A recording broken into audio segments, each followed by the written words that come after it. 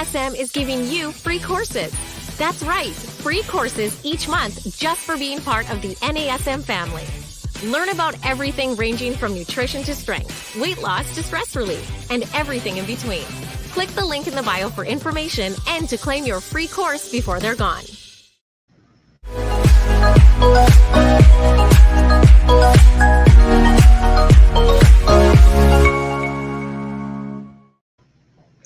Hello, everybody. Welcome to another episode of Random Fit. I am Wendy Batts, and I'm here with my colleague, Mr. Ken Miller. And today we also have a special guest, my husband, Tony Ambler-Wright, joining us. And I'm super, super excited about today's podcast. I know I say that almost every week.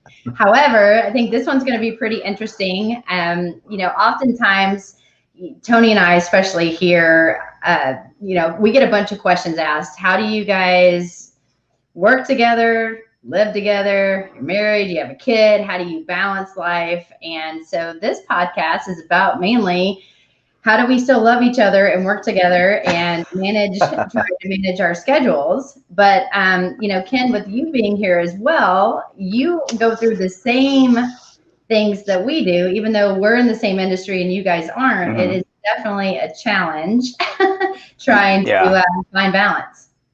Yeah, I mean, I've never felt more like a third wheel as I do right now. But I almost feel like this should be a Tony and Wendy episode. But I think we should ask Larry Husted. He probably felt like a really big third wheel when Wendy and I first started dating. That was one of the first workshops, I think, where we went out and had some dinner, and Larry was sick. Larry was always sick, so he didn't want to teach, and so. That could be a podcast in and of itself. Oh, I'm sorry, Ken. What?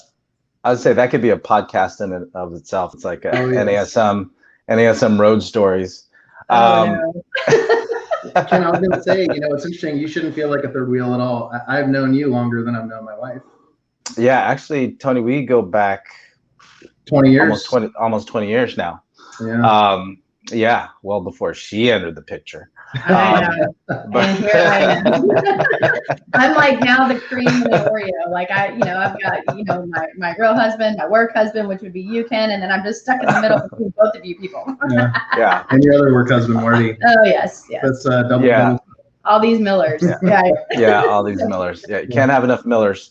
So to answer your question, when it comes to, I guess, I mean, being in the fitness field overall, married or not, you got a significant other in your life. There's definitely a work-life balance, and I mean, your dynamic is definitely unique because you guys work in the same industry, not just the same industry, but you work with the same company, with the National Academy of Sports Medicine, and you're in the same line of work in what you do and how your methodology and how you work with people. So I, in contrast and compare, my wife, who's not in the industry, she's somebody who has a 9-to-5 job, and she has to be sympathetic to what I'm doing, but she definitely exercised a lot of patience with, for one, understanding where I am in my career and what my industry or this industry is about. And, so there's a dynamic there, because I have to, especially the last 5, 7, 10 years, as much as the industry's changed, what we talk about changes over time. And I think, there's definitely that communication that I have to bridge with her with what I do, because you guys, and I'm sure you guys don't hear it from each other, but for us, it's like, if somebody asks her what I do, she just says I'm a gym owner, right? He owns a gym. Right? Wait, you mean there's more to that? Yeah, exactly. But I can only imagine with you two, you guys know that you guys have the same network of friends, associates. Not saying that you guys are, connected by the hip 24/7, but I can only imagine the communication that you guys go through. I mean, when you're washing dishes, eating dinner, toggling between when Wendy's washing dishes, Right. with, and you're vacuuming, Tony. Yeah. Equity and household chores. I just can't imagine how you guys kind of change conversation topics from friends to social to work to science, because there's been plenty of times, Wendy, you and I have talked, and something corrective exercise, and you have to say, hold on one second, let me talk to Tony. Hey Tony, hey Tony, where does the short head of the biceps femoris and how does it? Yeah. What's the difference between the medial and the lateral hamstring? Right. Well, So this is where I was smart. I definitely married smart. So instead of having to look things up, go to Google, I just go to my husband and say, hey, what is this? Or can you explain this to me? And, he gives me that look right there of the really, and then he'll give me this, like, the information, which, I think I'm super grateful. And I know he probably doesn't hear this often, but I'm very grateful for his knowledge and that he puts up with a lot of my quirks, because I have a lot of them. But, mainly too, my schedule is completely different than his in so many different ways. So I still see clients on certain days of the week, very, very early in the morning. And so Tony has to help with our little guy who is in school. I mean, he's out for the summer, but he's responsible for, getting him up, getting him fed, and getting him to school. And then I make sure that by the time, Braden gets done with school, that I'm there to pick him up with a snack and we're ready to go. And then it's like we change roles. Like, we do bath time right away. We have to worry about feeding him lunch, and then we have to discuss what we're going to do for dinner. Which, because our schedules are a little crazy, unfortunately, we don't cook at home as much as we both would like. And it's mainly because we're on the go. And, and then, of course, I'm a, full-time professor at Cal U. So I have to be on the computer very often. I'm doing a lot of, work with my students. And then, of course, I do all the stuff that I do with NASM. So I wear many hats doing a lot of different things. And with Tony, now that he's working full-time with NASM, he's not traveling as much. And so I'm like, oh, by the way, I'm gone this weekend. Oh, I'm going to go and do this. Oh, we have this going on with NASM. And he's just like, okay. So I write it down on an old school piece of paper calendar, and it literally sits on our kitchen table. So he knows exactly what I have going on. And he does very well with maneuvering around my craziness. Yeah. I mean, it goes both ways. Ken, you mentioned, patience. I think for married couples in fitness, the best exercise, probably the most effective, most necessary exercise is patience. But it's interesting. I was thinking a lot about this this morning and leading up to this. I know I was joking, saying how much I was looking forward to being a guest on the show. But everybody's got stuff going on. They all have their own things. And, just thinking about how fortunate Wendy and I really are, and that, our jobs and our roles and responsibilities allow us to be at home and work with each other to ensure that, Braden has everything that he needs and that we're still able to do what we have to do. It wasn't always like that, when we first started dating and I moved from Sacramento to Arizona, we were both training in a gym full time at different gyms, and we hardly saw each other. That was a challenge in and of itself. And I think by nature, Wendy and I both, we love to serve and help others, and to a fault, and that comes at a price. And even still, some of the things that we've talked about just moving forward, especially now that Braden's older, is being more diligent about making time for us, making time to do things as a family. And I think for so long, before we got married, before we had Braden, and better than anybody, if you're not training clients, you're not making money. And I think now, just with the proliferation of all the tools and resources and online programming and things that you can do to diversify how you interact with your clients, it's much different than it used to be. But,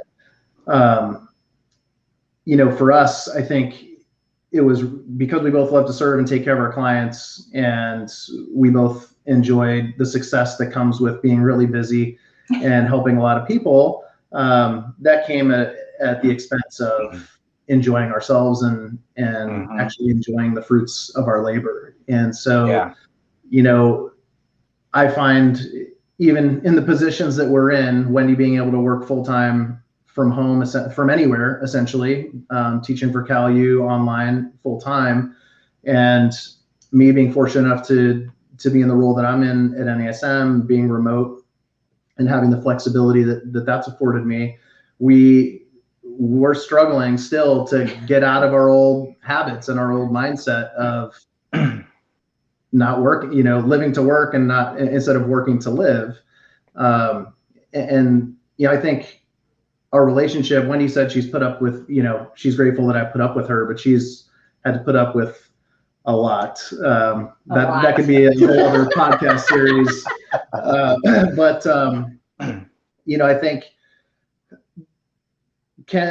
all of the instructors were I think we're cut from very similar cloths, and, you know, there's a certain level of drive and competitiveness and desire that we all have. And, you know, that was never lost on me about Wendy, and she can say the same about me. And so, you know, we've been together going on 16 years. We've only been married 5 years, going on 6 years now. And people are like, why? Why didn't you get married sooner? Well, there's a lot to unpack there too, but more me than anything. But a lot of it, if you just look at circumstances, and, you know, I'm thankful for Wendy every day, for the things that she's allowed me to do professionally. You know, when we left Arizona to come to Atlanta through her move with ShareCare, I was afforded some opportunities to travel and do things that I never thought I'd be able to do professionally, working with, you know, some of the best athletes on the planet, some of the highest paid athletes at the time, in multiple sports. But that also came at a cost, where, you know, the first year that I was doing that, I was home 25 days, you know, when we did our best. And fortunately, I think that was pre-FaceTime. You know, we had iPhones, but, you know, that was rough. And over the few years after that, I was traveling still quite a lot, but not as much. I couldn't imagine having Braden then. And so I'm extremely fortunate that Wendy was there and supportive of me.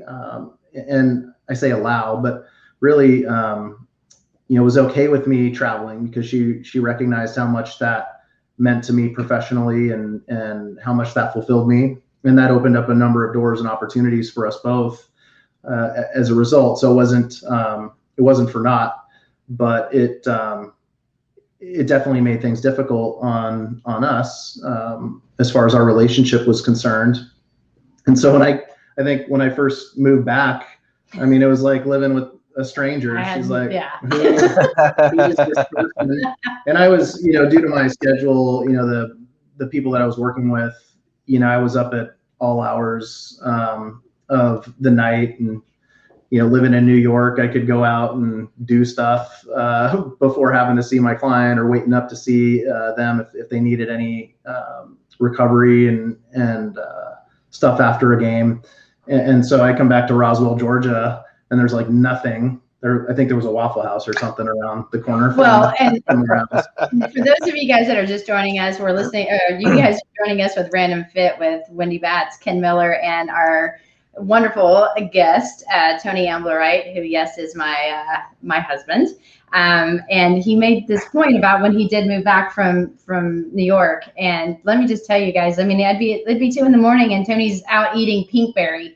And I'm like, what are you doing? And he's like, oh, I'm waiting around because so-and-so wants to get treatment, but they're finishing up with something. So I'm trying to stay awake. And he's walking the streets of New York at crazy hours. And so when he comes back, it's like, 11 o'clock. He's like, I'm hungry. Let's go grab some food. I'm like, dude, everything's closed. Like, you're no longer in, you're in the South. You are no longer in New York where, the city never sleeps, for real. Right. There's something to be said by that. But that's kind of a lot with our story. And that was one of the big things we wanted to talk about was, people ask, oh, it must be great because you guys can talk all the time about, fitness and all the stuff that's going on in the industry. And, that's true. But then we noticed, and we talk about this all the time, that we talk about work all the time. And it's because when I say, well, how was your day? It was about things going on, a different side of like NASM that I'm really not a part of. And then he'll say, well, what happened with you today? And of course, mine's more on the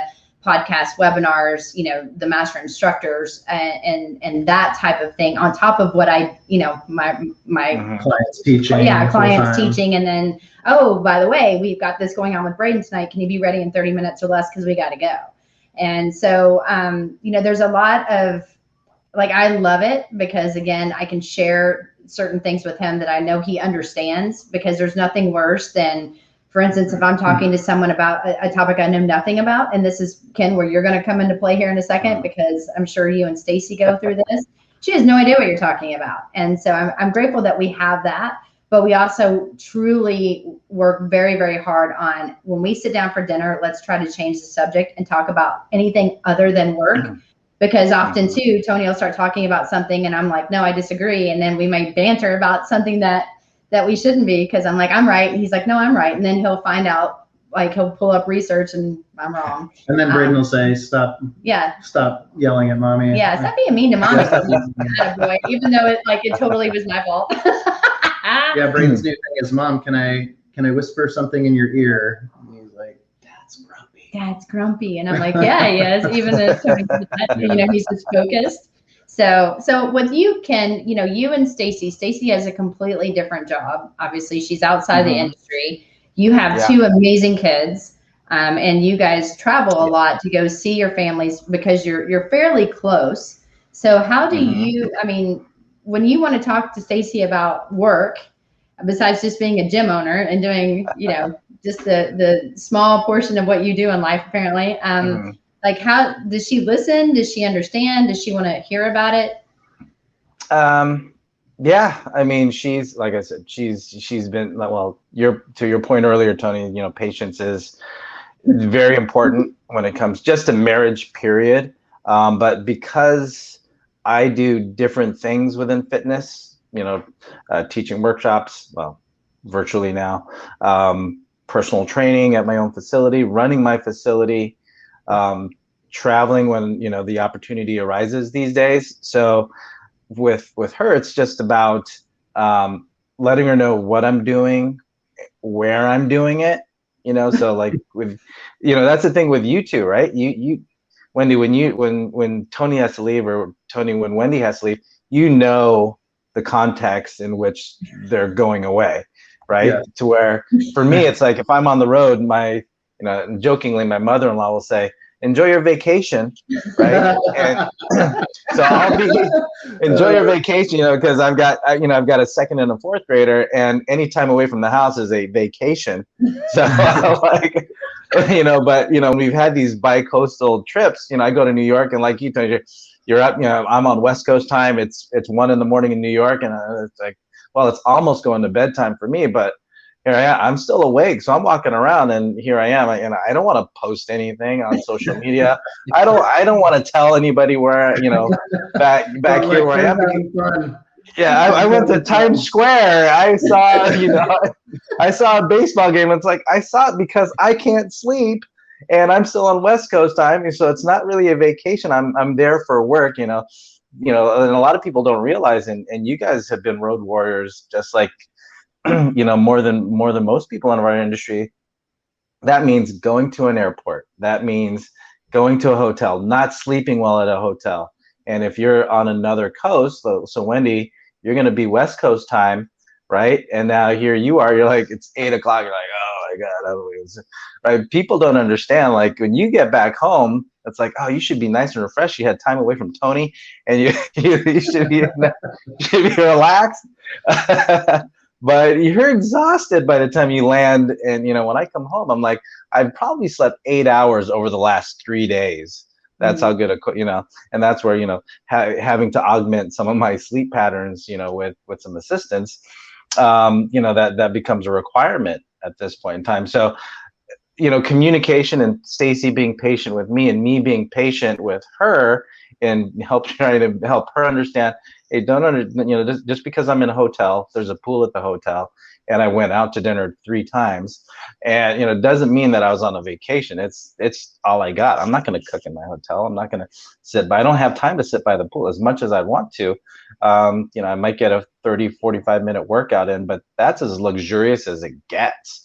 And so for her to understand, with us traveling, because I mean, Ken and I have to travel very often, especially being regional master instructors. We've been doing a lot of working on some of the workshops, and so we have to go to Arizona. So again, I'm on Pacific time. That's Ken's time zone, and to your point, Ken, you're like, hey, let's grab dinner, and I'm like, okay, can we do it at like 4:30 or 5? And you guys are eating, with like we're eating with the elderly people, I was going to say something else, but we're eating so early. And then after that, I'm like, I'm just so tired. And then I'm up, super early, ready to go. And I'm like, this workshop's starting at 8. So when you think about that, that's 11 my time. I've had almost all my clients full day in, to start my afternoon shift, if you will, on my other jobs. And you guys are just like, rolling out of bed, like, hey, good morning. And I'm like, well, good afternoon, technically, let's get going and let's move along. But I do find it funny. So to your point, when we go to dinner out, with being from Arizona, there's a few places that I love. And so as soon as we land, I'm like, Ken, we're going to this place. Going to In-N-Out Burger. Like, okay, but just don't post anything. and again, it's not like we're going to some like Ruth's Chris, like expensive dinner. We're going to like a Mexican restaurant that's like, you only have in Arizona. And so, but those of you guys that are joining us, welcome to another episode of Random Fit. We are discussing basically family life, love, relationship balance, and how we try to make it through each and every day without, divorcing each other, and learning how to, respect each other's job and actually kind of embrace all the opportunities that we've been given, and then also what our future holds. But we're here with Tony Ambler-Wright, who is my husband. Obviously, I'm Wendy Batson, and then Ken Miller. And so thanks for listening in on our craziness today. But basically, Ken, with you, and I'll ask Tony this same question, how is it? Because I know how it is to be a mom. Like, I feel like being a mom, I have certain responsibilities, and I put those on myself. It's not like there's a handbook for mom, and you're required to give the bath and feed the kids and do this, that, and the other, even though that's kind of like back in the day what the moms did. So how do you both, and I'll ask you this, how do you both find the balance between your kids and being a hands-on dad? You're always there, super supportive, doing a bunch of different sports. And for us, we're now getting into that same thing. Yeah. So how do you guys feel? Because you have a son and a daughter. We have a son. So how do you guys find that balance, and where are your struggles there? It's like a lot of people. I mean, we could replace the word fitness industry for printing or engineering. We have the same struggles as anybody else when it comes to working with your schedule and your kids. And to your point, Wendy, I know I'm just a few years ahead of you guys with where you guys are with your son, and me with my daughter and my son. To where my kids have multiple interests, right? They swim. My daughter started playing water polo. She's got a strong interest in basketball and volleyball. And of course, you can't do all of that. And my son, he's right on her coattails. He's in swim now. He's interested in water polo, and he's playing baseball. And the hardest thing for me as a father within the fitness industry is actually, because I've worked with, collegiate and professional, baseball and collegiate and Olympic level swimmers, right? And now I'm in the shoes of like, okay, his back when he's doing those squats, oh my God, he's 9, he's gonna be jacked up. And then now I'm thinking about this in my head. I've got these sequences of, okay, I need him to foam roll this, and he's 8 or 9. I don't even know how old is he. He's 8 years old now. My daughter's 9. So within the fitness and for what we do, now I'm thinking about like Tony, we've done over 10 hours of return to performance, webinars. So here I am, I'm thinking, okay, he's got a foam roll. Like, are they too young to use the hypervolt on? And so these mental gymnastics with them, and just to keep them healthy, right? Because I mean, there's no parent that isn't thinking about their child's safety and their prosperity within activity, because we want it to be lifelong thing. And that's on the front of my mind when it comes to the activities. Is like, I get into that mindset of, am I a strength coach or am I a dad, right? So I want to make sure they're having fun, feeling supported, and not just me barking at them. Let's all right, when you do those planks, stop arching your back. Come on, man. Tuck your chin in. Come on, suck it up. Let's go. 30 more seconds. I got to get out of that mindset and more into, hey, did you have fun? Okay, did you learn anything? Perfect. And I got to cut it right there, instead of me going further and saying, okay, here's what we got to do to recover. All right, go ahead and have your dot fit shake, and let's go ahead and do some stretches.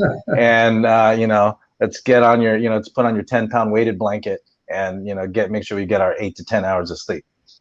So there's that. But just like anything else, like it's the making sure my client, I got to book my clients around my kids versus work my kids around my clients. So that's one of the mindsets I've had to change over the years, because now they have 2-3 hours worth of activities, between getting them to and from an activity, sometimes a couple activities a day, a couple days a week. So there's that mental gymnastics. Like you said, you have that calendar written, it's on your table. My wife and I, Stacy, we share a Google Calendar, so that where the kids have to. Google Calendar, Wendy. It did not work so well. I got too many calendars. So before I make a move, I look, okay, where do they have to be? Where do I have to be? And I book my clients around that. So I have clients up until 2:00. Then it's pick up from school, activity, snacks, dinner, activity, shower, bed, and then I might, depending on how early they go to bed, I might have an evening client before I shut it down, right? Because that's, like you said, Tony, if I'm not training somebody, I'm not making any money, right? And that's just the way it is. Until I write a book, or we write a book, however you want to do it. But that's just the way it is for us. And then again, I had to communicate my side of things with the kid schedule, with Stacy. So it's a big, you gotta have a big calendar on the wall, and this is where you're gonna be, this is what you're gonna do while you're there, and don't be late. Yeah, no, we're very similar. I mean, I think it just comes down to a shift in mindset and discipline and prioritization. I think, we're really good now. I'd say we're getting better at prioritizing Braden's needs and interests first, as we should. We need to work and do that for ourselves as well. He's still numero uno though, and I think, Ken, you mentioned your kids wanting them to be healthy. The fact that they're doing multiple sports, that's one of the best things we can do, right? So as you know. But yeah, Wendy and I, it's hard, to take our trainer hats off when we see Braden doing something, because our first instinct is to want to correct him or coach him. And I'm going to stop him right there. When Braden was not even walking yet, Tony was trying to mow his ankles. Well, he sprained his ankle, so I was trying to do a little bit of stuff. Not really mow it, but soft tissue. I should say mow, but okay. Yeah. I'm like, dude, he's 2. Trying to make sure we maintain that mobility. But yeah, I think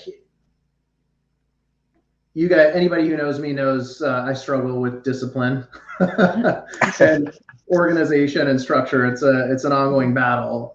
Fortunately, I married well, and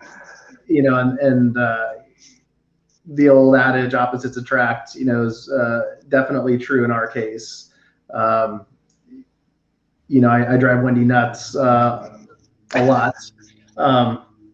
But what she's instilled in me is, again, that attention to structure, discipline, schedule, and Braden is no different. And what's funny is now I've got 2 Wendy's in the house because Braden, if I'm running behind or if something is off, I've got 2 people in my ear now telling me to turn it down. Basically, I think it just comes down to communication and having the shared calendar and making sure that Braden is taken care of, and we do whatever we can and whatever we need to do around that. So if it means staying up later, getting up earlier, then we do what we have to do in order to make it work and try to minimize any disruption to him. We've been blessed. I mean, he's an amazing kid, and he knows what we do for work. It involves a lot of time on the computer. He knows when mom has webinars or podcasts, and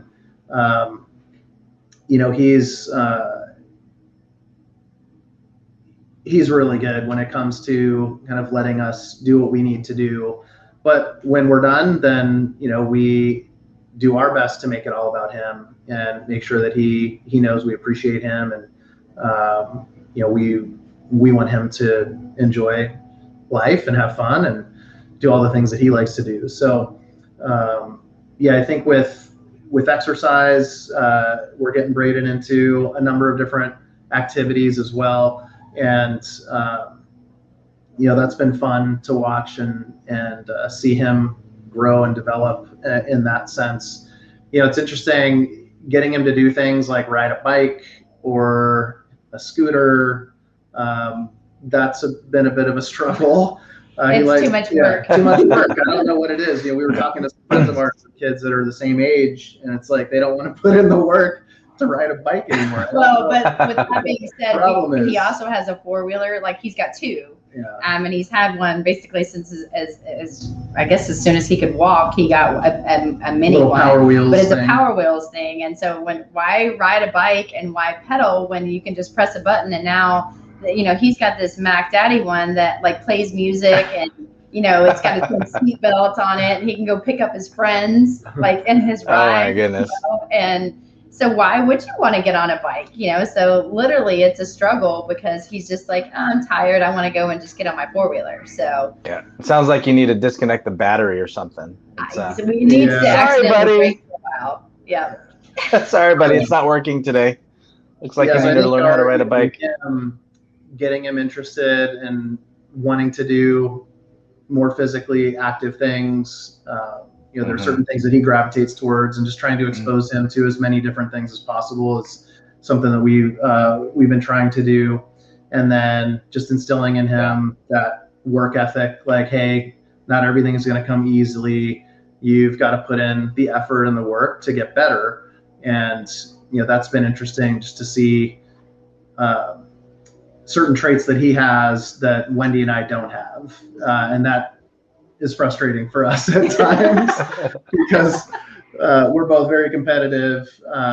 We both like to work hard and continue to work to try and get better and improve at things. And so that, trying to get him to appreciate that well, but with that being said, he is kind of he's very naturally gifted in a lot of things. And so, for example, we have him he loves golf. He loves, he loves baseball or t-ball. I mean, which is where we're getting to the baseball thing. And then he likes soccer, but again, that's a lot of running. So sometimes he'll drift off in a different way. He is in swim. Like swim, it's a lot of work. So he does it because he knows he needs it. and we want him to be a good swimmer, just, you know, for safety reasons, obviously. But, you know, he's very talented when it comes to baseball and golf. And so he makes sure he lets other people know that he's good and that they're not. And so we're trying to also instill, like, you know, you need to be supportive and this is your team and you got to love everyone. And so he's like, I do, Mom. I love everyone, but I'm really good at this. Yeah. Except when he struggles. He does struggle at times. Yes. Then he has a hard time wanting to put in some extra work. Yeah, I want to give up. Yeah. So it's interesting, you know, just learning about these little people. But, you know, in terms of, you know, and I wanted to, you know, have you talk about this too, but in terms of like us working out together as a family and things like that, it's not traditional exercise as far as going in the gym and stuff. I mean, we just try to do as many active things as we can as a family. You know, if we are doing some stuff down in the basement, Braden will come down and, you know, he'll hop on a foam roller, or he'll grab a hypervolt and say, hey, you know, do you need, what does he call it? Well, he calls it the volt, I guess. He knows. You want volting done. Yeah. Yeah. You need volting. But, you know, in terms of getting him like into like structured exercise or doing exercises, we're not quite there yet, but he does bridges. Yeah, he'll do bridges, do some stuff for fun. He likes jumping on the BOSU, and you know, but for me and Wendy, you know, our own workouts, our own structured exercise has really taken a hit, and that's something that, you know, we struggle with and are trying to improve and work on. So it was, you know, for you and Stacy and the kids, I mean, what do you guys do? I mean, do you guys all go to training station and get after it as a family? You know, there was a time that we would go, but then of course with everything that's changed within the last year and a half, or when the training station was busier, we wouldn't go in there just because there's trainers and clients. So, you know, we'd go on a Sunday, and you know, my kids have their favorite pieces of equipment to where they're on the Cortex or they're on the skill mill. Like my son, Keith, loves the skill mill. He get out there, he sprints, and he, you know, so and fitness has been one of the harder things to do it from a, you know, being in front of them and exercising, because when I do work out, it'll be like when I'm at the facility and they're not with me, so they don't see me exercise a lot of the times. And I mean, not saying that I exercise a lot. I mean, I could always do more, just like what you're saying, Tony. But I've made a conscious effort to try and do things in front of them, you know, like, or do like like you said, Wendy, bridges, or having some kind of balance exercise, or like push-ups with rotations, reach and pulls, you know, just peppering little things here and there, and not so much telling them what to do as much as it is I've tried to make a conscious effort of showing them what to do, and, you know, not, you know, just trying to get out of that trainer, strength coach mindset and just lead by example. And that's been a challenge. It's like, okay, how am I going to show them an exercise that's going to translate into being a better swimmer, right? Better shoulder, you know, in our talk, it's okay, how do I get them better scapular stability? How do I get them, you know, better glute activation? You know, you got to trick them into exercise. But as a family, we just, you know, we try to do things to get, like hiking, like when we go out, or when we're on the road visiting family, we try to, you know, do things as a family, swim together, hike together. We go on bike rides together. So just, you know, not formal exercise stuff, but just being active as a family. That's kind of how fitness has fit into our lifestyles, you know, and just trying to get them set that way. But definitely they do a lot more than I do with swimming, right? But just trying to get the exercise component, you know, the formal exercise component, that's one of those things I'm trying to slide in there, you know, by trying to show them what to do by me doing it. I think the one thing that we probably, you know, we focus on a lot with Braden is his feet were turned out a lot. And so we're like, hey buddy, look at your feet. Can you straighten those up for us? Or, you know, hey, look at your toe, and then he'll be like, oh yeah. And then he'll put it straight, like, you know, but it's so cute. Oh yeah. You know, so he knows what we're asking for him to do, but we constantly work on that too. Now, again, we're not like, okay, we're going to give him the foam roller and he's going to foam roller the ladder gastroc and work on the short-headed bicep fem or something like that. But, Tony's taking a goniometer All right. Hey, Yeah. Braden, lay on your back. Put your leg. It's like, we're at 40 degrees, buddy. We need to work on that Gotta knee get that extension. up. Well, he'll say do this, and it may be some type of mobility assessment. Hey, buddy, can you put your hands here and lean back and let me see how far you can go. And so we're making it a game just to kind of see if there's certain things that we want to reduce the chances of injury. And and it is hard for us sometimes too. When you were talking about being the coaching thing, it was kind of hard for us. This was our first season of Braden playing t-ball, and so we had two unbelievable coaches who were parents, of course, and their kids were amazing, but they've been playing literally since birth. And so watching some of their mechanics, and then watching how they were teaching the kids how to throw and hit. I'm like, ooh, because, with what we do, and especially, I was with baseball for so many years prior to doing what I'm doing now. And Tony, working individually with some of the top, baseball players as well. We know throwing mechanics and swing mechanics and, hip rotation and that. And, but I'm like, how anal are you at that point? He's 5. Right. Yeah, we have to, and that's just it.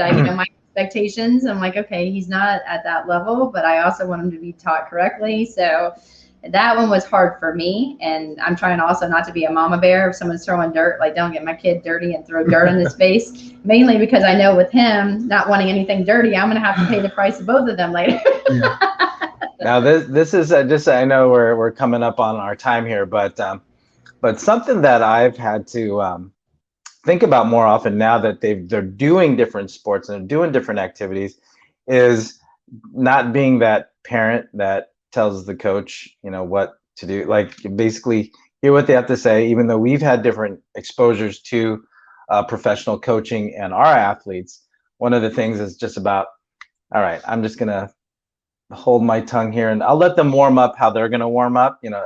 We follow a certain thought process and a system of how to prepare the body for movement. But when you see different actions and steps on how coaches will warm up their kids, it's like, okay, this is his show. I'll let him do his thing, and I will, address it with my kids when we're at home. So there's just a little heads up on what you have to look forward to when it comes to, your little man being with other coaches who may do things that you may or may not agree with. Yeah. Now, that was something we made a concerted effort with this past season, was just letting the coaches coach and, I'd help out when needed. But I just want Braden to get the same experience that everybody else has. And learn to just have fun. I mean, that's the most important thing. Yeah, you mentioned Braden's feet turning out, and I was trying to think like things like that.